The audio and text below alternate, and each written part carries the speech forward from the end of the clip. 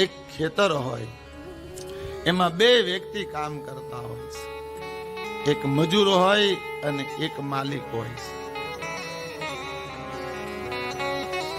મજૂર કામ કરતો હોય ત્યારે એટલું વિચારતો હોય છે કે આ કામ પૂરું થઈ જાય એટલે હું છૂટો, મારે આ કામને આરે કોઈ લેના દેના નથી. ત્યારે માલિક એવું વિચારતો હોય છે કે આ જે ઘઉંનું કામ હાલે છે એ ઘઉંનું કામ પૂરું થઈ જાય એટલે પછી ગુણીઓ ભરીને એને વેચવા જવાનું છે.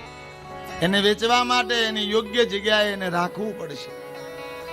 મજૂરનું કામ પૂરું થઈ જાય છે, કામ પૂરું કરીને જતો રહે છે, ત્યારે માલિકને ઈ જ કામ પૂરું થયા પછી એની ભીતર એક બીજું કામ કરવા માટેની તૈયારી કરવી પડે છે. એ સંસારની ગતિ છે જે આપણે બધા સંસારમાં રહીએ છીએ. નિષ્કામ કર્મનો અર્થ થાય આ કર્મ પૂરું થયા બાદ એના કોઈ ફલની શ્રુતિ મને નથી જોઈ, એમાંથી કોઈ ચીજ મને નથી જોઈ.